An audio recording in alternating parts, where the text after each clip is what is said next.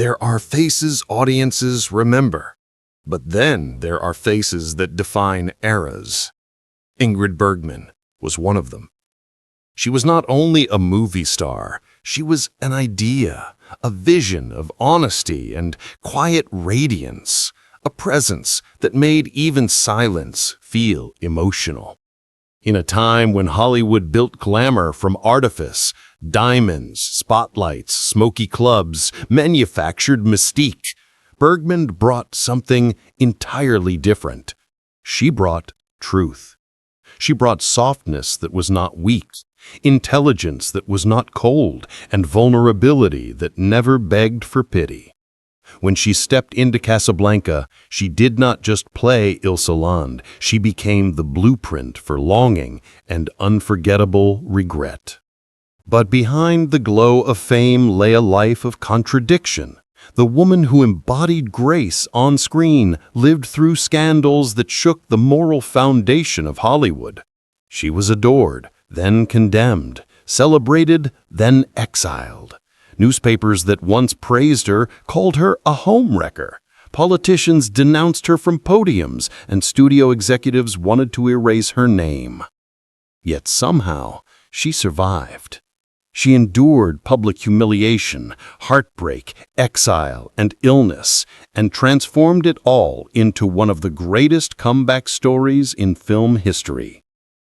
Ingrid Bergman's life is a story of difficult childhood beginnings, cinematic triumph, passionate love, moral conflict, and a relentless search for authenticity. What the world saw was elegance. What she lived was rebellion.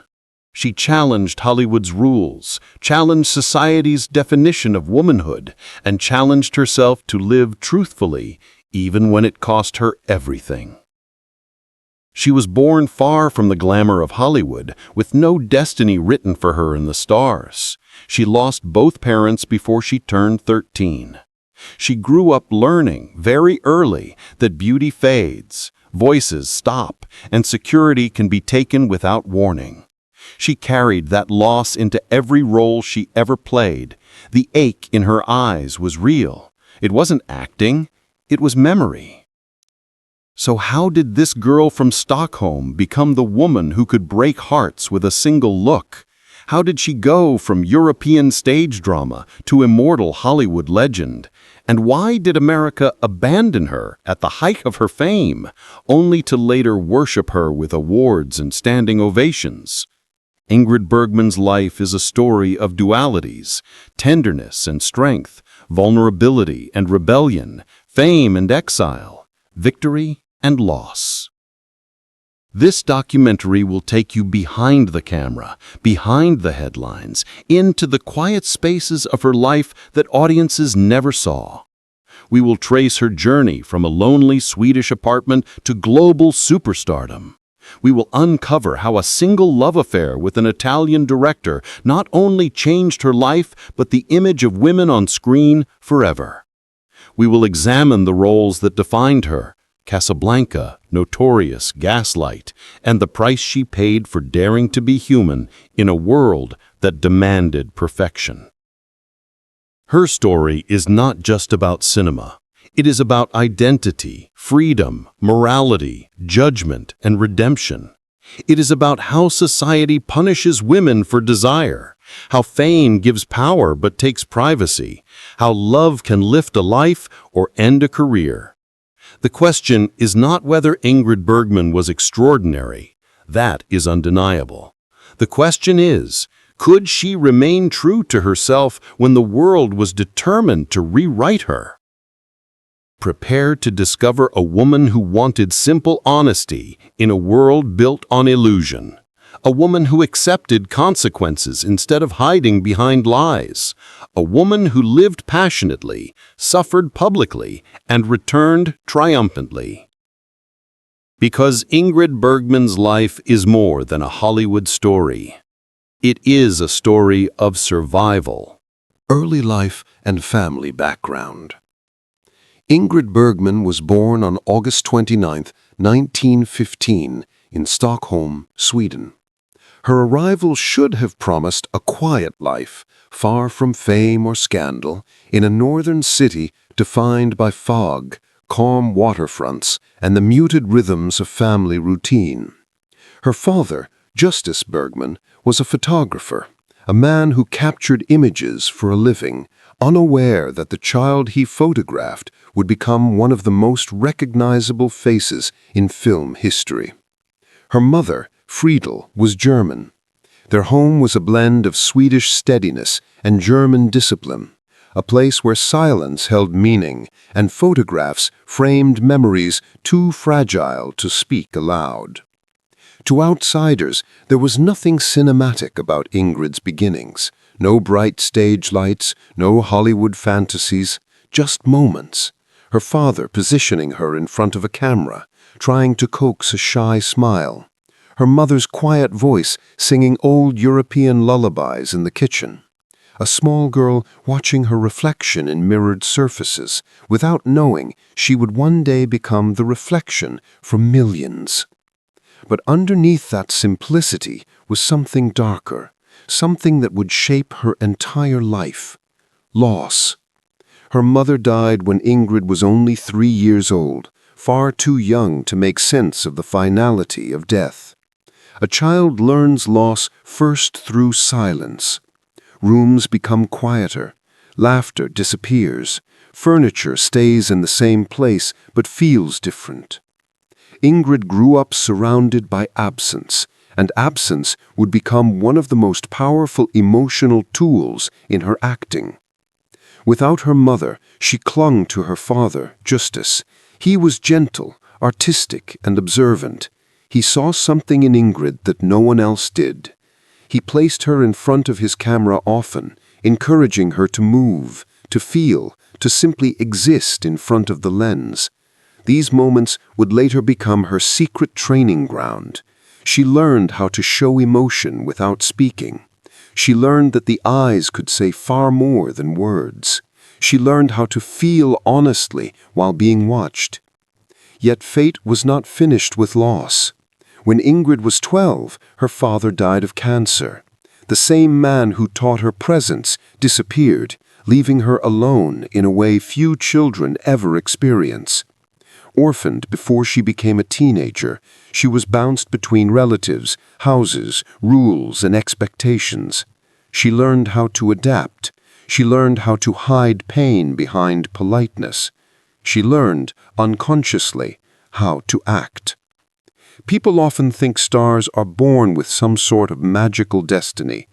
But Ingrid Bergman's destiny came from grief, displacement, and survival. Her father's photographs were all she had left of a childhood that vanished far too quickly.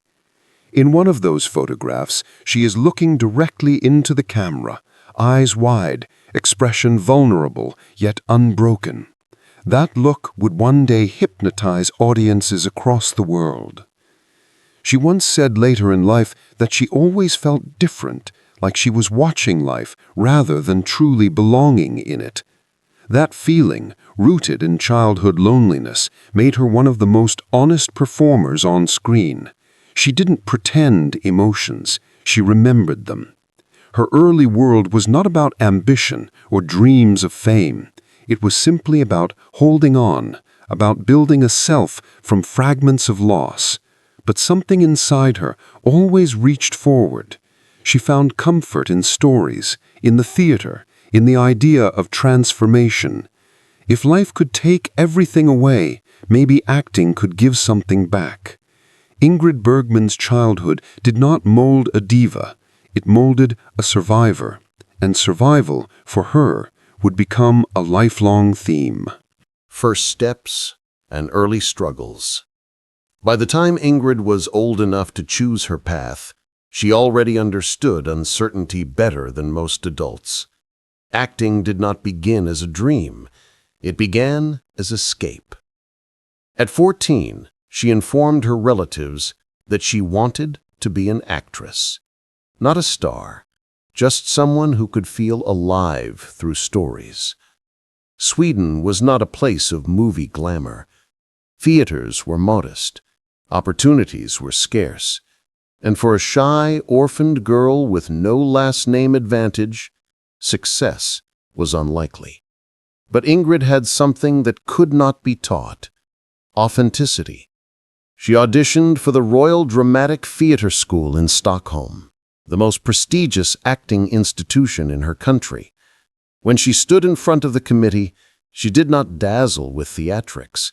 She spoke simply. She let her eyes carry the feeling, and she was accepted. Her classmates would later say there was something unusual about her. While others performed, Ingrid revealed. While others tried to impress, she tried to understand her characters. She wasn't glamorous, not yet. She didn't wear heavy makeup. Her beauty was natural, almost raw, and that vulnerability made her stand out. Her first jobs were small, basic stage roles and minor film appearances in Swedish productions. She was not instantly successful. Critics didn't rush to praise her. Directors didn't immediately see her as a star. She worked quietly, diligently, without any certainty that her talent would take her anywhere beyond the Northern European theater scene. But life has moments of strange coincidence. A photograph, like the ones her father once took, helped change everything. In 1939, a still photographer captured an image of Ingrid in natural light. No studio gloss, no forced expression. That photograph traveled farther than she knew, landing eventually on a desk in Hollywood. David O. Selznick, one of the most powerful producers in America, saw the image. He saw not glamour, but sincerity. He saw a face with emotion instead of performance. He saw something Hollywood had never offered audiences: purity that didn't feel forced. He sent word to Sweden. He wanted Ingrid Bergman to come to America. At this moment, Ingrid had a choice. She could stay where she was comfortable, build a stable career, and live quietly. Or she could step into the unknown, risk everything, and start from nothing in a country that might reject her entirely. She barely spoke English. She had no American connections, but she had courage.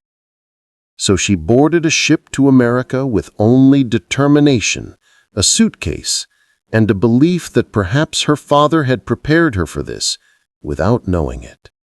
That crossing would mark the first step toward a legend. She did not know it then, but she was on her way to a role that would define cinematic romance for generations. She was on her way to Casablanca. Breakthrough moment. When Ingrid Bergman arrived in the United States in 1939, she didn't enter Hollywood like a typical starlet. There were no bold studio makeovers, no forced glamour, no new name. David O. Selznick, who had engineered careers from the ground up, notably refused to polish her into a Hollywood stereotype. She would not dye her hair. She would not pluck her eyebrows thin.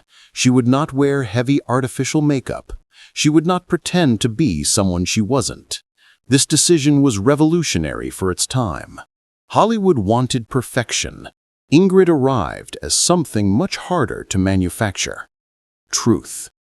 Her first major American film, Intermezzo, A Love Story, was a quiet melodrama that required sensitivity instead of spectacle.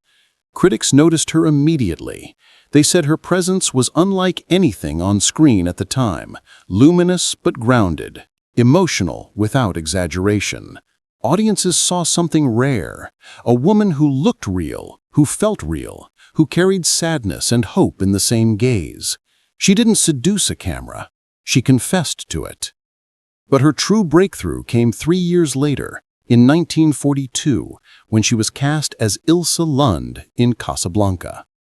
It is easy to romanticize Casablanca now, but when it was being made, no one expected it to become one of the most enduring cinematic love stories in history. The set was chaotic. The script kept changing. Even the actors did not know how the film would end while shooting. Yet the uncertainty gave Ingrid something precious, freedom to feel, not to perform. She acted without knowing the future, just as Ilsa did. Audiences sensed it. Her stillness became electric, her softness carried weight, her silence in many scenes broke hearts. When she looked at Humphrey Bogart, it wasn't with practiced flirtation, it was with longing, regret, and unspoken memory. Casablanca wasn't built on spectacle, it was built on Ingrid Bergman's eyes. Everything changed after that. In a single film, she symbolized impossible love. Studios began to see her as the emotional center, rather than a supporting beauty. Directors wanted her because she could make ordinary dialogue feel eternal. Actors wanted to work with her because she raised the truth in every scene. In interviews, she downplayed her skills, claiming she simply reacted honestly. But honesty is difficult. Honesty is rare. Honesty is unforgettable. Ingrid's breakthrough wasn't about fame, but about permission. Hollywood saw that an actress could be natural and still captivate millions. Casablanca made her a star, but it also chained her to an idea, the iconic romantic heroine. Audiences wanted to see that softness again and again. They wanted someone who could make heartbreak look graceful. They wanted a woman who symbolized nobility, sacrifice, and purity. But Ingrid Bergman was more than that. Behind every classic frame was a woman with restless energy and unresolved longing. She had crossed oceans once. She would do it again. Her breakthrough was not an arrival. It was a beginning. The door to fame had opened, but so too had the door to a complicated, unpredictable life. Hollywood had fallen in love with her, but love would soon demand everything. Peak career and achievements. Following Casablanca, Ingrid Bergman stepped into one of the most extraordinary creative periods any actress has ever experienced. The 1940s became her golden era, a time when every performance felt like a new revelation, a new chapter of emotional truth. Rather than settling into romantic roles, she began choosing characters that stretched her abilities, women with secrets, women with turmoil, women who could not be summarized with a smile. In 1944, she starred in Gaslight, a psychological thriller that introduced a term still widely used today to describe emotional manipulation. Her portrayal of a woman slowly losing her grip on reality earned her her first Academy Award for Best Actress. It wasn't just a performance. It was a study of fear, confusion, and vulnerability. Audiences did not simply watch her. They worried for her. They felt her unraveling. Hollywood now treated Ingrid Bergman like royalty. She moved from one prestigious project to another with rare freedom. She acted in Hitchcock's Spellbound, where her collaboration with the master of suspense created a character defined by both intelligence and tenderness. With Notorious, she delivered one of cinema's most haunting portrayals of sacrifice in the name of duty and love, opposite Cary Grant. Even now, film historians speak of Notorious as one of the most erotic films ever made, yet there was almost no nudity, no graphic passion. The heat came entirely from her eyes and pauses, from longing held back rather than shown. This was Ingrid at her peak. Subtle, controlled, devastating. Unlike many stars of her era, she was not afraid of change or challenge. Success did not make her safer. It made her braver. She began pursuing European directors, artistic projects, roles that required nuance rather than glamour. But Hollywood in the 1940s was not used to women exercising that kind of independence. The studios owned stars, shaped stars, branded stars. Ingrid refused to be owned. She earned her second Academy Award in 1956 for Anastasia, a film that mirrored her personal story of identity, exile, and redemption. By then, she had already become one of the most respected actresses on earth, admired not just for her beauty and talent, but for her ability to disappear into a character completely. She transformed emotion into language, silence into storytelling. At her peak, Ingrid Bergman changed acting forever. She paved the way for naturalistic performance long before it became fashionable. She taught directors to trust subtlety. She showed audiences that authenticity can be more powerful than perfection. Yet the higher one rises, the farther one can fall.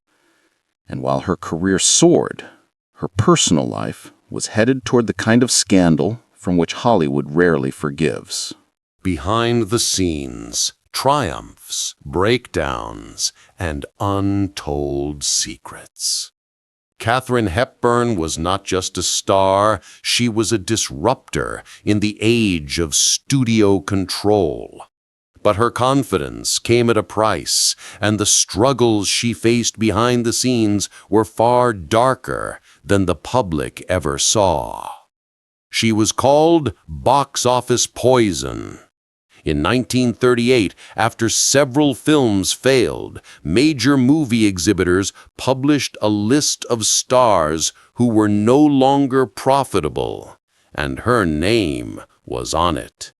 Overnight, her career seemed finished.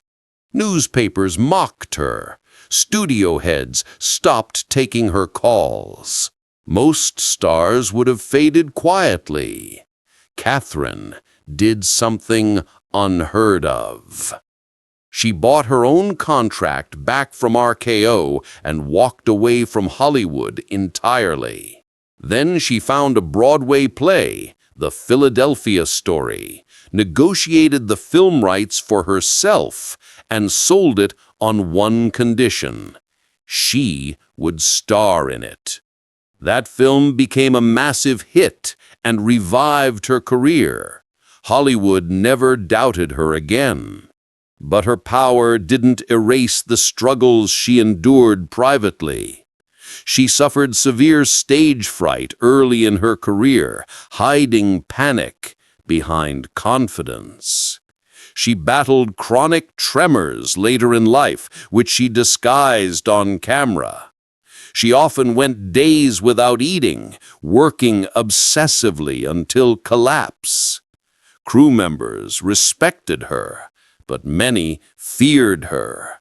She was known for demanding rewrites on set, refusing dresses and wearing trousers long before it was acceptable, speaking to studio bosses the way men did, blunt, direct, unapologetic.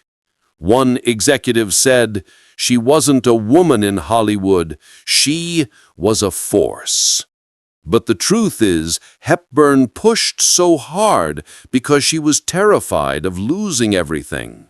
Her greatest fear was not aging, scandal, or criticism. It was irrelevance.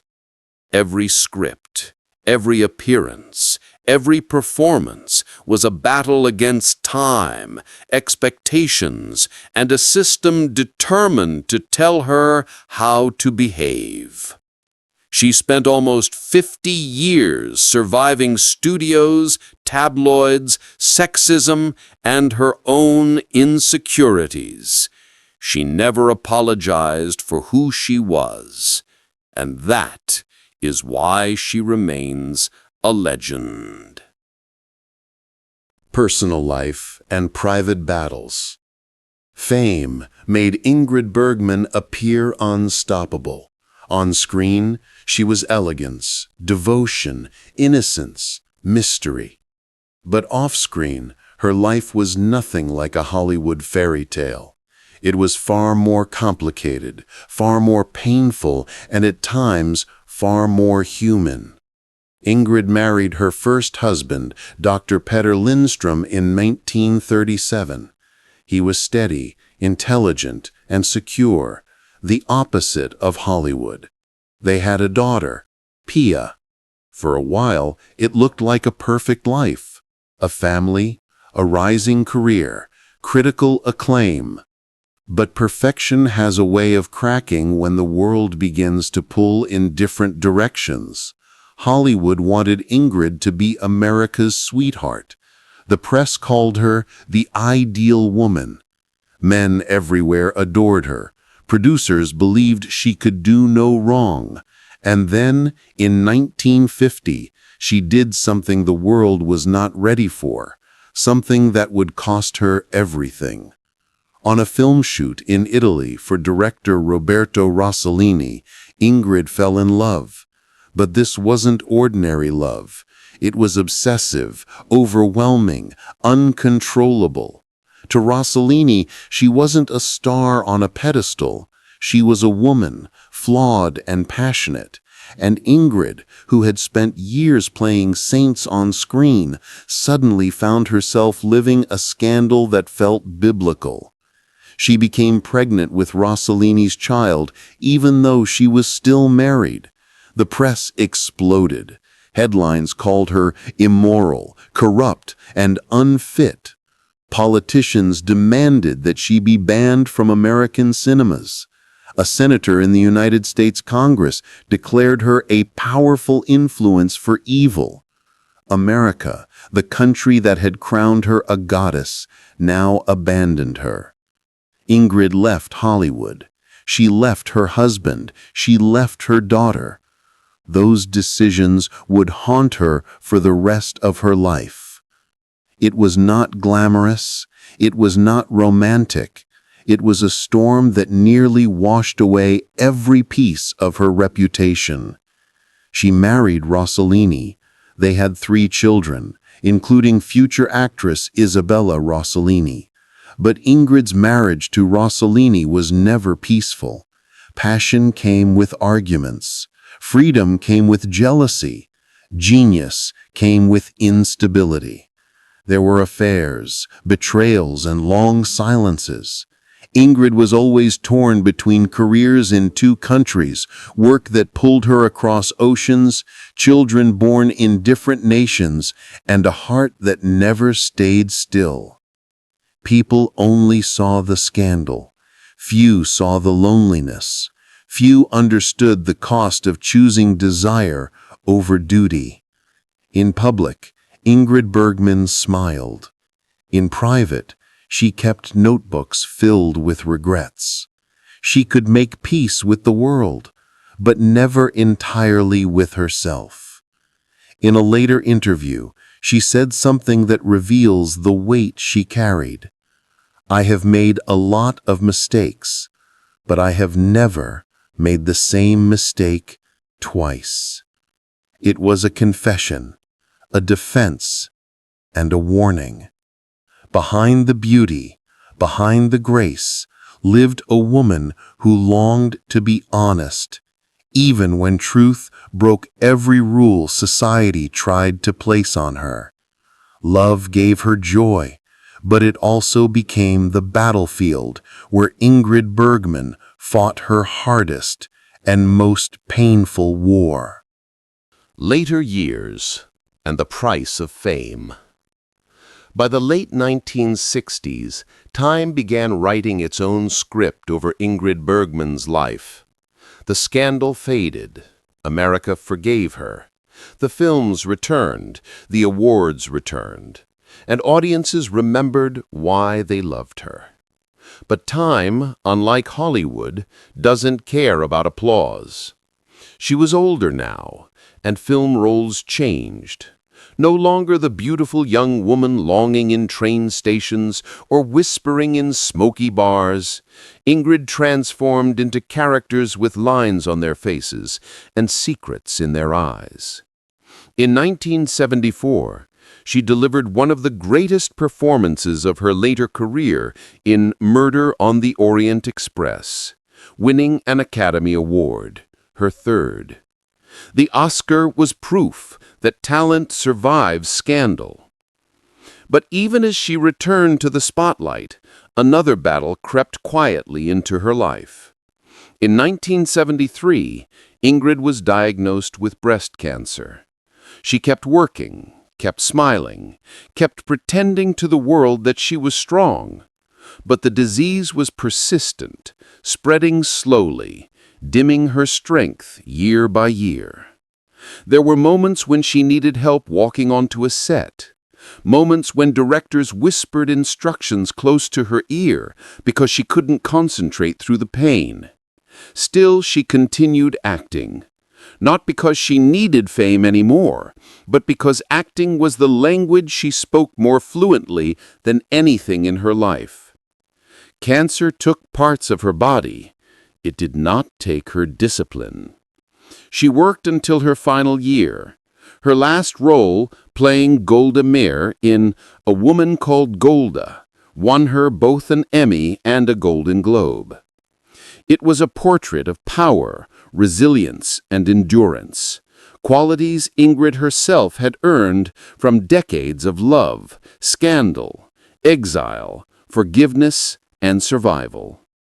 In her final months, she lived in London. Friends visited quietly, one by one. Isabella Rossellini later said that her mother never complained, never cried in front of others, never asked, "Why me?" She accepted pain like she accepted criticism, stoically, privately, with a straight spine. On her birthday, August 29, 1982, Ingrid Bergman died at the age of 67. The woman known for Casablanca, for Notorious, for one of the most unforgettable faces in cinema history, slipped away the same day she came into the world. Hollywood mourned her publicly, but those who knew her best were struck by something quiet and haunting. Ingrid Bergman was finally at peace. There were no headlines accusing her, no politicians declaring moral judgment, no cameras waiting to catch her mistakes. Just silence, soft like film lights fading to black. The final scene of her life was not dramatic. It was tender, a curtain closing without applause. Fame lasted a lifetime, but only memory has lasted beyond it. And that memory is complicated, difficult, beautiful, just like Ingrid Bergman herself. Legacy, influence, and symbolism. Legacies are rarely simple. Some stars are remembered only for their beauty, others for their scandal. A few are remembered for their resilience. Ingrid Bergman is remembered for all three. Her legacy cannot be contained in just one film, one performance, or even one era of cinema. She is Casablanca. She is Notorious. She is Gaslight. She is the woman who made audiences believe in love and fear it at the same time. And yet, her true legacy exists beyond screens and theaters. It lives in how she changed the rules for every actress that followed. Before Ingrid, Hollywood expected its women to be perfect, silent, and obedient. Their personal lives had to match their screen personas. Their mistakes were to be hidden, their desires controlled. Ingrid Bergman shattered that illusion. She did not hide her failures. She paid for them publicly. When the world condemned her for leaving her husband and child for Roberto Rossellini, she didn't disappear. She rebuilt her life, piece by piece. She showed that a woman could fall, be punished, and still return stronger, more talented, and more respected than before. Modern actresses admire different parts of her story. Meryl Streep studied Ingrid's emotional clarity. Cate Blanchett praised her honesty on screen. Isabella Rossellini, her daughter, says her mother's greatest gift was fearlessness, the courage to live truthfully, with consequences, instead of perfectly, without a soul. And there is another part of her legacy, the face. Cinematographers spoke of it like a myth. Directors studied her eyes because they held layers of emotion that changed without words. Humphrey Bogart once said filming Ingrid was like filming sunlight. Alfred Hitchcock said she had the rare talent of being vulnerable and strong in the same moment. Symbolically, Ingrid Bergman represents contradiction, the tension between what society expects and what the heart demands. She reminds us that perfection is a fantasy, and truth is messy. Her films remain studied in film schools around the world. Casablanca, with its immortal line, "Here's looking at you, kid," continues to define cinematic romance. Critics still debate the psychological depth she brought to Gaslight, a film that gave the world a word that is now part of everyday language. Books have been written about her, documentaries produced, tributes delivered at festivals and film institutes. Each era rediscovers her, not because she is trapped in the past, but because each generation sees itself in her struggle between career and family, duty and desire, image and reality. Ingrid Bergman is not remembered as a saint or a sinner. She is remembered as something much harder to achieve: human. Her story became a blueprint for actresses balancing independence with expectation, identity with fame, and love with ambition. She changed Hollywood by living her life honestly, even when honesty cost her everything. And perhaps that is why her legacy endures. Not because she was perfect, but because she was real. Closing statement, reflection. In the end, Ingrid Bergman's story is not just a Hollywood biography. It is a meditation on the cost of being visible in a world that demands perfection while punishing truth. She came to the screen like a beam of light, soft, natural, unfiltered. She left the world the same way she entered it, on her birthday, as if telling the universe that some stories truly are circular. We look at her life now with distance, knowing outcomes she could not predicted. We see the young Swedish girl who lost both parents before reaching adulthood. We see the woman adored by millions, then hated for a choice of the heart. We see her triumph again, winning awards decades after the world tried to erase her. And we see her final battle, not in front of cameras, but in quiet hospital rooms, fighting pain with dignity. What remains after the credits roll? Not scandal, not illness, but a lesson. Ingrid Bergman shows us that true greatness is not measured by applause, but by endurance. She stood in the harshest light and refused to hide. She accepted consequences and kept moving forward. Her beauty was not just in her face, it was in her choices, flawed, brilliant, human.